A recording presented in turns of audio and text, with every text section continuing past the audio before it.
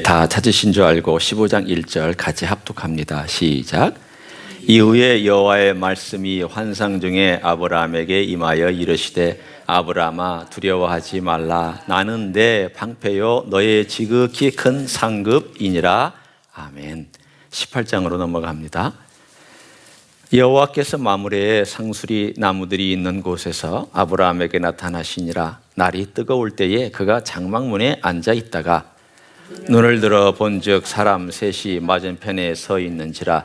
그가 그들을 보자 곧 장막문에서 달려나가 영접하며 몸을 땅에 굽혀 이르되 내 주여 내가 주께 은혜를 입었사오면 원하건대 종을 떠나 지나가지 마시옵고 물을 조금 가져오게 하사 당신들의 발을 씻으시고 나무 아래에서 쉬소서. 내가 떡을 조금 가져오리니 당신들의 마음을 상쾌하게 하신 후에 지나가소서. 당신들이 종에게 오셨음이니이다. 그들이 이르되 네 말대로 그리하라.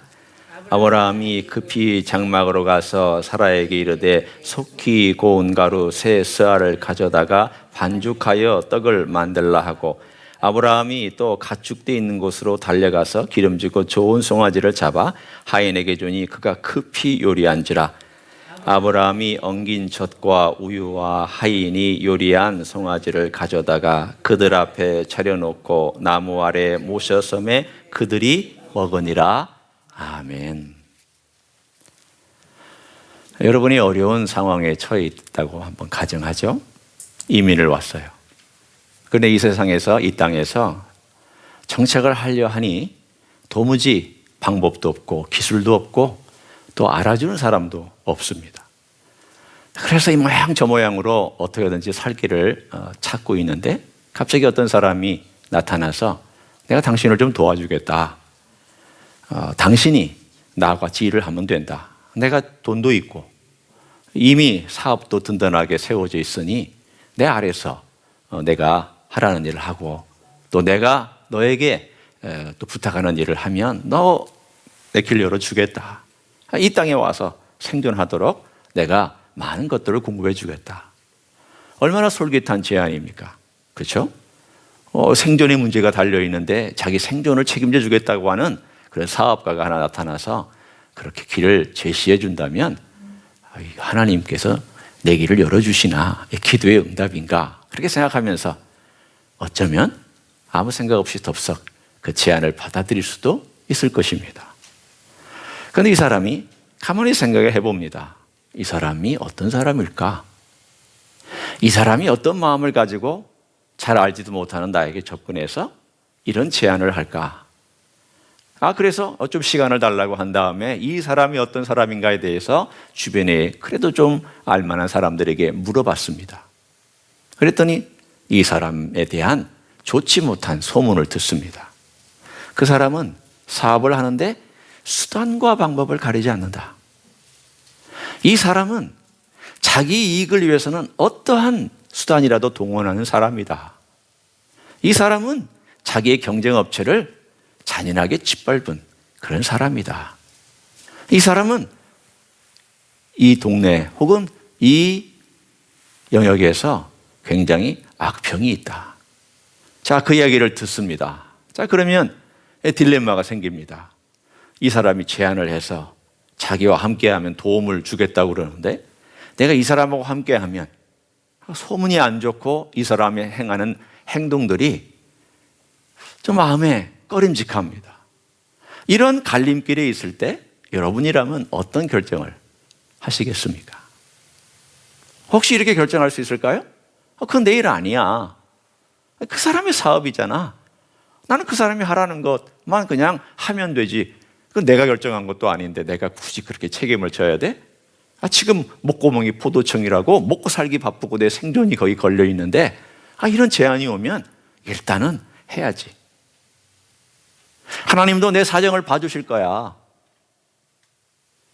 하나님도 내가 이렇게 지금 당장 먹고 사는 게 없을 때에는 그 정도는 봐주시지 않을까? 그렇게 결정해야 될까요? 아니면 다르게 결정을 해야 할까요? 여러분 한번 머릿속에 생각을 해보십시오. 가정에서 얘기하는 것입니다. 그러나 언제든지 우리의 삶 가운데서 비슷한 일들은 일어날 수도 있습니다. 이 똑같은 이야기가 4,000년 전에 아브라함에게 일어났습니다. 그것은 14장의 이야기예요. 제가 14장의 얘기를 다 얘기하지는 않지만 아주 간략하게 얘기하면 아브라함이 전쟁에 휘말렸습니다. 북왕국과 남왕국의 연합체가 충돌했는데 북쪽이 워낙 셌습니다. 메소포타미아의 왕국들이었고 남쪽은 소돔과 고모라를 총괄하는 그러한 남방의 연합군이었습니다. 그러니까 북쪽에서 쳐들어와서 남방을 정복하고 모든 재산과 프로들을 다 가지고 북쪽으로 다시 올라가고 있었습니다. 거기에 아브라함의 조카 롯이 포함되어 있었고 그의 재산과 그의 식구들과 종들이 다 그 빼앗긴 그 안에 들어있었습니다. 아브라함이 자기가 기른 사람들과 또 주변에 있는 동맹한 사람들을 데리고 밤새 쫓아가서 밤에 격파하고 롯과 재산을 빼앗아서 돌아왔습니다. 돌아왔는데 소돔 왕이 나옵니다. 소돔 왕이 나와서 너 그거 다 가져라. 너 다 갖고 거기에 들어있는 그 문장에 숨겨져 있는 암시가 있습니다. 너 우리와 함께 동맹을 맺자. 네가 어떻게 홀로 너를 보호할 수 있겠느냐? 고대 근동지방은 전쟁을 벌여서 내가 이쪽을 공격하면 저쪽도 또 힘이 생기면 공격해 옵니다. 보복합니다. 이 보복이 개인 대 개인의 보복이 아니라 나라 대 나라의 보복인데 저 북쪽에 연합된 나라들이 아브라함을 치러 왔을 때에 아브라함 혼자 어떻게 감당해 갈 수 있습니까? 그래서 소돔 왕이 제안하는 겁니다. 너희가 다 갖고 내가 너에게 이런 재물의 풍요로움을 줄 테니 너는 나와 함께 동맹을 맺고 너는 우리들의 보호막 아래 들어와라. 우리와 함께 동맹을 맺어 같이 살자. 그 얘기를 듣는 순간 아브라함이 NO 했습니다. 나는 너의 동맹에 들어가지 않아. 나는 너의 돈 하나도 받지 않아. 나는 네가 주는 시로라기 하나 가져가지 않아. 나는 너와 함께 동맹을 맺을 생각도 없고 너와 함께 갈 생각도 없어. 그러니 꿈도 꾸지 마.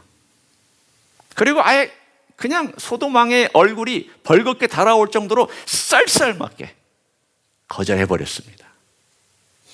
자, 지금 이제 아브라함의 입장이 여러분이 되어보시는 겁니다. 여러분이 아브라함처럼 결정을 했어요. 결정을 하고 나면 여러분의 입장은 어떤 입장이 될까요? 당장 먹고 살 거.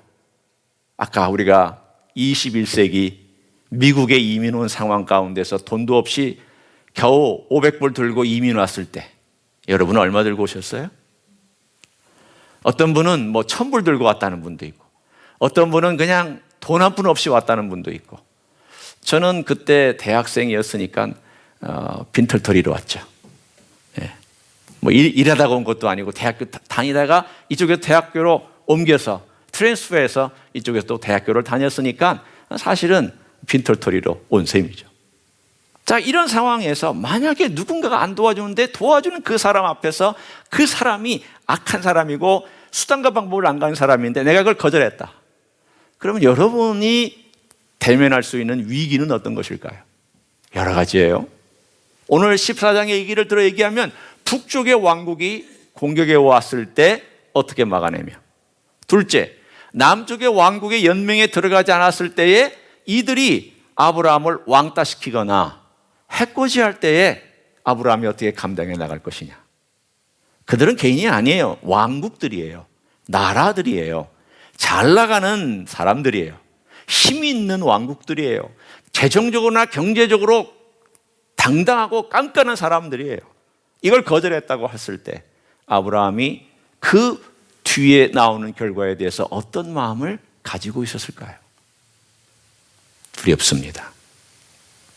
그가 하나님 편에 섰지만 하나님을 생각하고 믿음의 편에 서기로 작정했지만 두려워하고 있습니다. 염려하고 있습니다. 한편으로 하나님을 의지하면서 한편으로는 두려워하는 마음이 동시에 있습니다. 여러분, 신앙은 항상 안전한 길을 걸어가지 않습니다.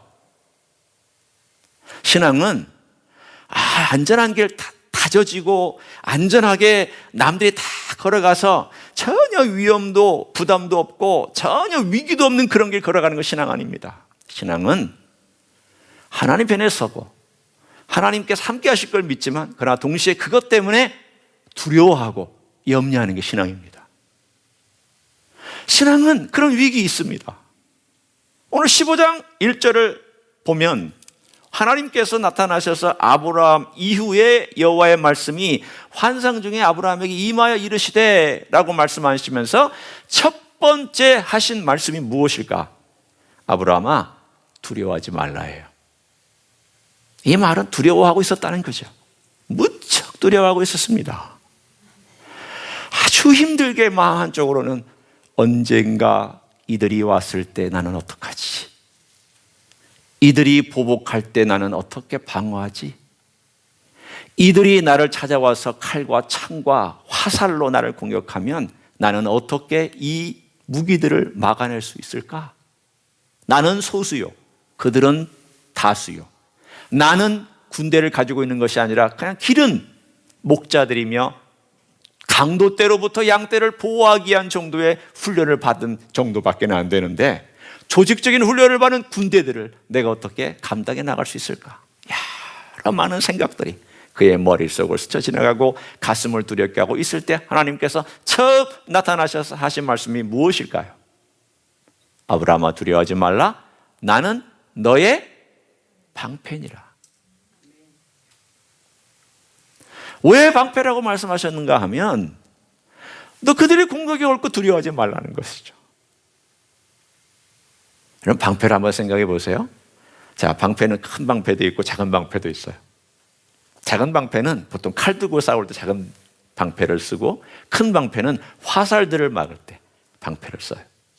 그러면 사람이 방패를 들어요? 방패가 사람을 들어요? 뭐 웃기는 질문 한다고 여러분 생각하시겠죠? 사람이 방패를 들어요. 왜? 보통은 왼손으로 들어요. 이 방패는 막는 그러한 무기이기도 하지만 때로는 공격 무기도 해요. 밀치기도 하고 여기서 내려치기도 해요. 그런데 이 방패를 한번 가만히 생각해 보세요. 하나님께서 너의 방패가 된다. 내가 너의 방패다. 그러면 아브라함이 하나님을 들고 있는 거예요? 하나님이 아브라함을 들고 있는 거예요? 자, 이제 한번 생각해 보세요. 누가 누구를 들고 있어요? 그렇죠. 아브라함이 어떻게 하나님을 들고 있어요? 하나님이 아브라함을 들고 계시는 거죠. 이상한 논리예요. 방패가 사람을 들고 있는 거예요. 이렇게 생각하시면 돼요. 여러분, 우리가 어렸을 때 우리 한국에서는 엄마들이 뒤에 포대기로 아기를 이렇게 업고 다녀요. 지금은 그렇게 하는 엄마들 별로 없어요. 다 아빠들이, 요즘은 아빠들이 앞에 아기를 안고 다녀요. 한국에서 제가 목회할 때에도 많이 풍경이 바뀌었어요. 엄마들은요, 딱 명품백 가방 매기도 하고 그리고 멋진 봄도 내고 아주 빼딱부터 탁 싣고 빼딱 빼다가 교회 와요. 차에서 먼저 탁 내리면 아빠들이 다 쥐싹거리하고 애기 이렇게 앉는 거, 배 코알라처럼 앉는 그거 하나 딱 얹고 애기 앉는 다음에 그리고 가방 다 들고 그리고 뒤쫓아와요. 제가 그래서 참 보기 좋다고 그랬습니다. 한편으로는 남자가 조선시대 때 너무 받아먹었기 때문에 우리 후손들이 그렇게 대가를 지불해야 돼. 제가 얘기를 합니다. 어쩔 수 없어. 주거지 받거니 하는 거야. 역사는 다 돌고 돌아. 또 언젠가 또 남자들이 또 올라갈 때가 올 거니까 너희들 참아.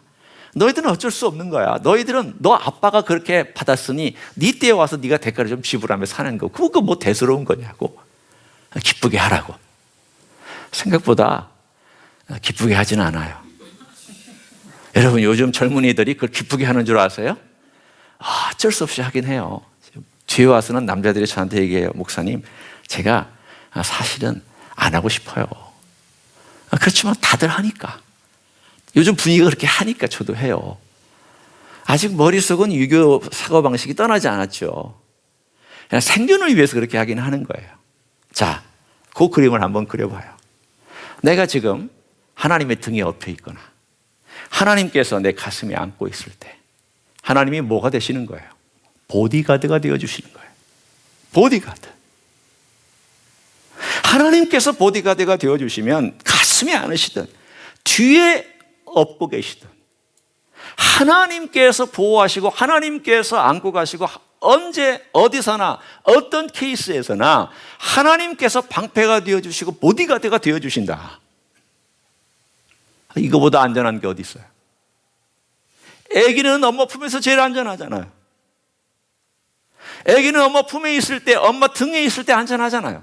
엄마는 위험한 일이 다가오면 이 아기를 보호해서 몸을 돌려서라도 보호해요.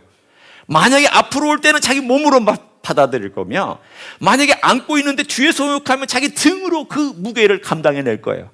엄마는 그게 엄마예요.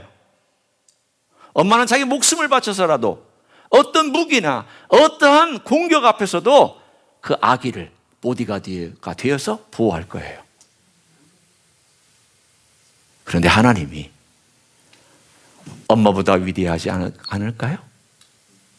하나님의 보디가드의 역할은 엄마가 하는 것보다 더 풍성한 사랑과 풍성한 보호와 풍성한 능력과 풍성한 그분의 가지고 있는 지혜로 보호해 주시지 않을까요? 아브라함에게 따라서 하나님 주신 거예요. 내가 네 방패야. 걱정하지 마. 소돔 왕 걱정하지 마. 저 북쪽 왕들 걱정하지 마. 걱정하지 마. 아무 염려하지 마. 내가 너를 보호해 줄게. 오늘 이 보호가 우리에게도 똑같이 있어요. 예수 그리스도를 믿는 사람들에게 이 보호가 현실이고 실제고 그리고 우리의 일어나고 있는 오늘의 상황인 줄로 믿습니다. 두 번째를 보세요. 그리하사 하나님께서 두 번째 말씀하셨어요. 너의 지극히 큰 상급이다. 왜 두 번째 와서는 하나님께서 이렇게 강조하셨을까요? 너의 방패다. 이것만 해도 굉장한데 너의 지극히 큰 상급이다. 상급이 뭡니까? 영어로는 이것을 reward라고 번역을 했어요. reward는 뭐냐면 어떤 사람이 어떤 행동을 했을 때 그 행동의 대가로 보수로 주는 거예요. 그게 나쁜 행동을 했으면 보복이 돼요. 그러나 좋은 행동을 했을 때는 보상이 되는 거예요. 그래서 이 리워드는 동전의 앞뒤하고 똑같아요. 좋은 의미로는 보상이고 안 좋은 의미로는 보복이에요. retaliation이라고 얘기를 하죠. 리워드의 반대말은 retaliation인데 똑같은 거예요. 하나님께서 그러면 아브라함이 뭘 했길래 하나님께서 이런 보상을 해주셨을까요? 자, 아브라함이 한 행동과 이 보상은 연결되어 있습니다. 보상은 아무에게나 너 아무것도 안 했는데 보상 줄게 이렇게 말하지 않아요. 여러분 일도 안 했는데 주는 것은 은혜지 보상이라고 얘기하지 않아요. 땀 흘리지 않았는데 주는 것은 이거는 공짜라고 얘기하지 보상이라고 얘기하지 않아요. 그러면 적어도 아브라함이 뭔가를 했다는 뜻이에요. 뭘 했을까요? 자, 12장 떠나라. 떠났어요. 남방에 와가지고 예배드리고 점점 남쪽으로 내려갔어요. 13장 12장 물론 거기에 애굽으로 내려가서 실수한 사건도 나와요. 13장 롯과 갈라섰어요. 너 좌하면 내가 우하고 너 우하면 내가 좌하리라. 갈라섰어요. 하나님의 관계에서 특별하게 특출난 것도 없어요. 14장 전쟁 나가지고 전쟁 난 그 상황 속에서 자기 조카 롯을 구하기 위하여서 슉 하고 쫓아갔다가 그리고 전쟁에 승리를 하고 돌아왔어요. 자, 여러분이 12장, 13장, 14장, 15장에 올 때까지 아브라함이 행한 일이 하나님을 위해서 행한 일이 뭐가 있을까? 전도했어요. 그가 하나님께 영광을 돌리기 위해서요. 선교지로 나갔습니까? 그가 위대한 일을 하는 영웅이었습니까? 그 한 일이 뭐가 있어요? 저에게 좀 있으면 말씀 좀 해주세요. 이 창세기 12장부터 14장까지 이야기 가운데 여러분이 제가 발견하지 못한 이야기가 있으면 저한테 좀 얘기 좀 해주세요. 없어요. 단 하나 있습니다. 그것은 뭐냐면 아브라함이 하나님 편에 섰다는 것. 어떤 점에서 하나님 편에 섰을까요? 그는 소돔 편에 서지 아니하고 소돔의 제안을 받아들이지 아니하고 하나님께서 그 당시에 세워놨던 멜기세덱이라고 하는 살렘 왕, 나중에는 예루살렘이라고 바뀌죠. 살렘 왕 멜기세덱 편에 섰어요. 어떻게 섰는가? 전쟁이 끝나고 돌아올 때에 소돔 왕과 살렘 왕이 같이 나왔는데 소돔 왕의 제안은 거절하고 살렘 왕 앞에 그 권위에 순종했습니다. 순종해서 11조를 바칩니다. 11조는 율법 이전부터 존재했던 거예요. 율법의 명령이 아니에요. 율법 이전부터 존재했던 거예요. 따라서 율법 이후에도 11조는 존재해요. 하나님의 원리니까. 11조를 드렸어요. 11조를 드리고 멜기세덱 그것을 받고 그 다음에 떡과 포도주를 가지고 아브라함과 함께 만찬을 해요. 이게 어쩌면 성만찬의 첫 출발인지도 모르겠어요. 중요한 것은 어디에 있냐면 아브라함이 하나님과 교제했다는 거예요. 하나님의 제사장인 멜기세덱이 아브라함과 함께 같이 교제를 했다는 것은 아브라함은 하나님 편에 서기로 작정했다는 거예요. 하나님을 예배하고 하나님 편에 서고 하나님께 자기의 삶을 드리겠다고 작정한 그거는 마찬가지예요. 14장에서 아브라함이 잘한 것은 하나님 각도에서 볼 때 잘한 것은 어디에 있냐면 하나님 편에 서기로 작정하고 소돔 왕은 거절하고 살렘 왕을 받아들인 것, 이거 하나예요. 그런데 하나님께서 그것을 보상해 주시는 거예요. 너 세상의 것들, 악한 것들, 그리고 인간의 수단과 방법을 통하여 나를 대체하려고 하는 것들을 네가 거절했구나. 내가 너의 거절한 그 공백을 다 채워줄게. 채워줄 정도가 아니라 차고 넘치게 해줄게. 지극히 큰 상급, 지극히 큰 보상, 지극히 큰 리워드. 네가 나를 선택했기 때문에 나는 너에게 모든 것을 공급해 줄 거야. 네가 백지수표를 쓰고 거기다가 적어 넣으면 내가 사인해 줄게. 여러분, 하나님과의 관계에서 이만큼 멋진 관계가 어디 있을까요? 그런데 우리 주님께서 똑같이 하셨어요. 주님께서 요한복음 10장과 15장 우리가 함께 지난번에 나눴던 말씀을 통해서 함께 나눴던 내용 가운데 있습니다. 내가 내 양떼를 위해서 목숨을 버린다. 그리고 그 양떼들을 내 우리 안으로 끌어들인다. 그 우리 안에 끌어들인다는 것은 뭐예요? 우리 안에 있다는 것은 보호한다는 뜻이에요. 또 우리 안에 있다는 것은 공급하며 먹인다는 뜻이에요. 오늘 이 본문의 15장에 있는 내용과 거의 비슷하게 말씀하고 계시는 거예요. 내가 너의 큰 상급이요 보상이다. 공급자다. 너의 영적인 것과 정신적인 것과 육체적인 것 모든 것들을 공급할 수 있다. 여러분 생각해 보세요.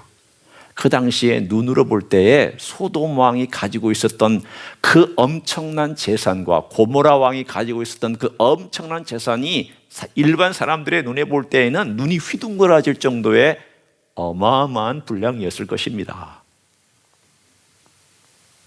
우리는 소돔과 고모라가 망해서 없어졌기 때문에 그까짓 거 성 하나 이렇게 얘기하지만 여러분 그렇게 생각하지 마세요. 그 시대의 소돔과 고모라는 대단한 부유한 성들이었고 대단히 상업적으로 왕성한 성들과 나라들이었어요. 그 모든 것들을 다 녹아져라. No. 이렇게 말하기가 쉬울까요? 그리고 하나님 편에 서는 것이 쉬울까요? 섰어요. 그럴 때 하나님께서 내가 너의 보상이야. 네가 가는 곳마다 나는 너를 보호할 뿐만이 아니라 너의 필요한 모든 것들을 다 제공해 줄 수 있는 하나님이야. 말해. 재산이야? 자식이야? 명성이야? 땅이야? 뭘 원해? 하나님 그렇게 말씀하신 거예요. 제가 지금 부연 설명을 한 것이지만 그 얘기예요. 네가 원하는 거 뭐든지 얘기해. 그런데 아브라함이 뭐라고 그러는지 아세요? 하나님, 저 부자예요. 지금 제가 사이에 가로먹고 지금 넣는 거예요. 하나님 이만큼 주셨으면 됐어요. 전 너무 부자예요. 그런데 하나님 제가 아들이 없어요. 그 15장에 나오는 얘기예요. 그랬더니 하나님께서 아들 주신다고 딱 하신 거예요. 걱정하지 마. 네 엘리에셀이라고 네가 기르고 있는 종이 너의 후계자 아니야. 너의 후손 아니야. 네 몸에서 난 자를 내가 후손으로 만들어 줄게. 하나님께서 큰 보상이 되어주시겠다고 한 그 내용을 아브라함은 알고 요청했더니 하나님이 들어주신다고 말씀하고, 그리고 나서는 덤으로 이 세상에서 제일 멋있는 언약을 맺으세요. 아브라함 언약을 15장에 딱 맺어주시는 거예요. 이 모든 게 어디에 나오는 이야기냐면 바로 나는 너의 방패요 지극 큰 상급이라고 하는 이 메시지 안에 다 들어있는 내용이에요. 여러분이 하나님과 우리 주님과의 관계를 이렇게 즐기고 계시는지 묻고 싶어요. 얼마나 여러분이 하나님의 보호를 새삼스럽게 느끼고 또 하나님의 보상해 주시는 것들을, 내가 하나님 편에 섰더니 하나님이 이렇게 나를 보상해 주시는구나. 세상 편에 서지 아니하고 정직하게 살려고 했더니 하나님이 이렇게 나를 인도해 주시는구나. 여러분, 이 세상은요 교묘하게 우리의 정직을 테스트합니다. 여러분이 어느 길에 서 있는지를 사탄은 정확하게 알아요. 너 이거 원하지? 조금만 거짓말해. 괜찮아. 다 그렇게 하거든. 조금만 눈 감으면 돼. 어떻게 해야 될까요? No 하면 여러분 당장 눈앞에 있는 이익 잃어버립니다. No 하면 여러분 당장 여러분이 잡아야 될 금전 빼앗깁니다. 여러분의 여생이 고생할 수도 있어요. 일단은 여러분의 재산이 줄어들 수도 있어요. 심지어는 더 노력을 많이 해야 될 수도 있어요. 훨씬 돌아가는 길이 될 수도 있어요. 그런데 그 길을 선택한 사람을 하나님께서 내가 보상해 줄게. 여러분이 이 말씀을 믿으신다면 여러분 하나님을 선택하셔야 돼요. 하나님 선택하는 것은요, 하나님 제가 하나님 위해 살겠습니다 이런 거 얘기하는 게 아니에요. 금전적인 위기, 내 여생의 어떤 결정, 내가 당장 이곳에서 먹고 살아야 되는 문제, 내가 무언가를 해야 되는 이 하나하나 앞에서 하나님 편에 서 있느냐 그 얘기예요. 하나님의 뜻을 따라 그 결정을 하고 있느냐. 하나님 보상해 주세요. 우리는 물론 천국 갑니다. 영생 얻습니다. 이건 영원한 보상이 돼요. 그러나 제가 얘기하는 것은 그 영원한 보상 외에 그 영원한 보상의 퀄리티를 얘기하고 있는 거예요. 그리고 이 땅 위에서 삶의 퀄리티를 얘기하고 있는 거예요. 여러분, 영생이라 다 영생 같지 않아요. 칭찬받는 사람이 있고 꾸중받는 사람이 있어요. 상급을 많이 받는 사람이 있고 적게 받는 사람이 있고 아예 상급을 잃어버린 사람도 있어요. 다 같은 영생이라고 똑같은 영생 아니에요. 퀄리티가 달라요. 달의 영광과 태양의 영광과 별의 영광이 다르듯이 영광이 다 달라요.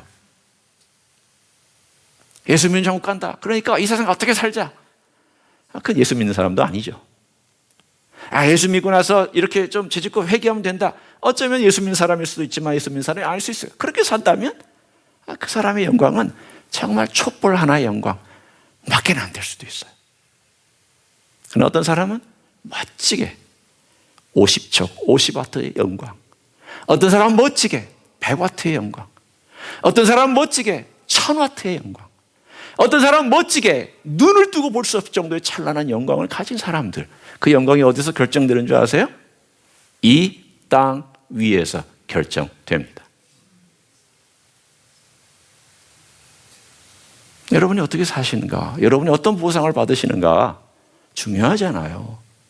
우리가 누구 편에 서야 되는지 굉장히 중요하잖아요. 저는 여러분이 우리 예수님 편에 늘 서시기를 축원합니다.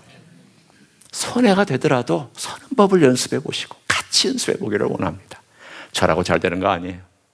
같이 해보자는 거예요. 손해 보더라도 우리 예수님 편에 서는 법을 늘 연습해 가는 거예요.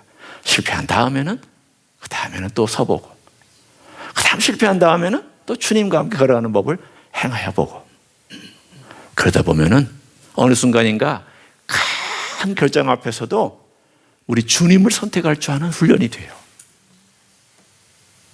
근데 주님은 오늘 이 놀라운 축복을 우리에게 주셨을 뿐만이 아니라 18장에 있는 놀라운 이야기도 우리에게 주세요.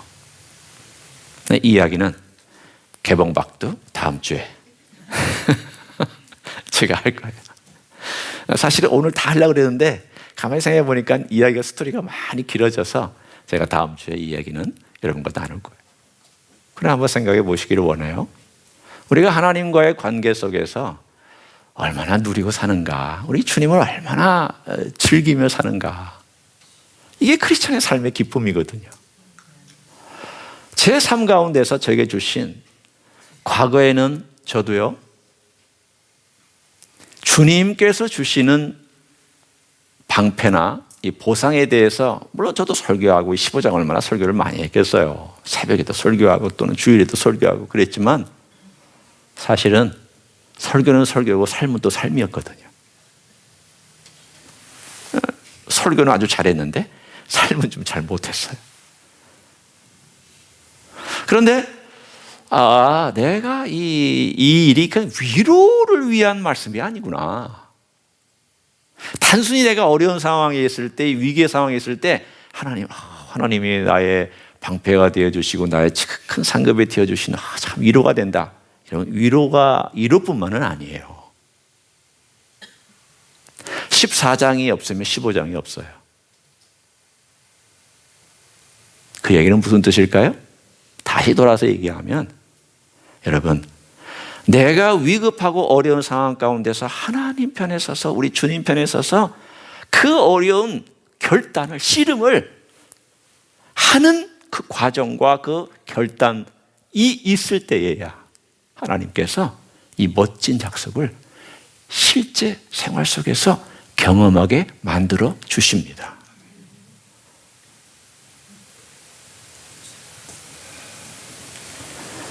내가 대가를 지불하려고 하지 않으면 하나님이 대가를 채워주시지 않아요.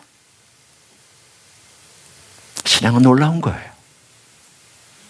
이 비밀을 아는 사람들은요, 그 비밀을 따라 걸어갈 줄 알아요. 언젠가 주님이 주실 걸 알기 때문에 걸어가요.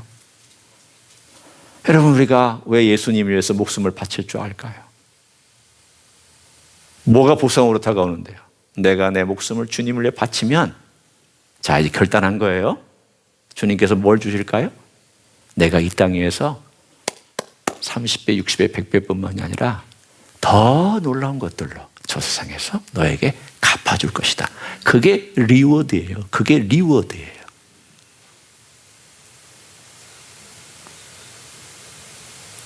우리는 내가 아무것도 하지 않으면서 하나님이 좋은 걸 주시, 그걸 한자어로 세 글자로 얘기를 해요. 불한당이라고 얘기를 해요. 불한당. 주님을 위해서는 하나 수고도 안 하고 땀도 안 흘리고, 주님을 위해서는 눈물도 안 흘리고, 주님을 위해서 손해도 안 보는데 좋은 것만 받아 먹으려는 사람, 땀 흘리지 않고 뭔가를 얻는 사람은 불한당이에요. 신앙의 불한당이 되었어서는 안 돼요. 내가 예수 믿는 건 공짜지만 예수님으로부터 받는 상급은 공짜가 아닙니다. 수고하셔야 돼요. 애쓰셔야 돼요. 주님 선택하셔야 돼요. 이 원리를 알고 있다면 우리가 어떻게 살아야 할지를 아시잖아요. 자식도 그래요. 부모님이 우리 사랑하시죠. 사랑하는 건 알고 있어요.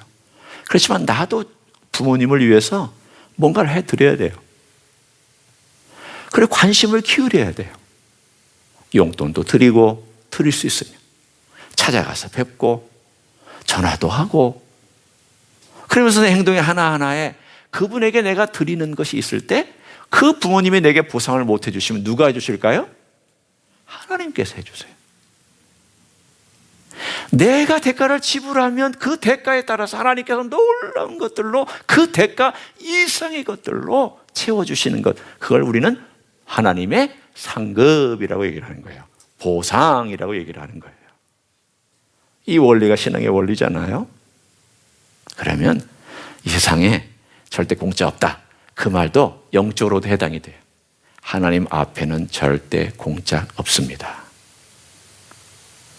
구원은 공짜 있어요. 지금 제가 얘기하는 것은 칭의에 대해 구원받은 어떤 그 공짜. 그러나 그것도 엄밀하게 말하면 공짜가 아니에요. 왜냐하면 예수님이 대가 지불하셨잖아요. 공짜가 어디 있어요? 예수님 대가를 지불하셨으니까 내가 공짜로 얻은 거잖아. 결국은 공짜가 아니에요. 그것도 영적인 원리는 공짜 없어요.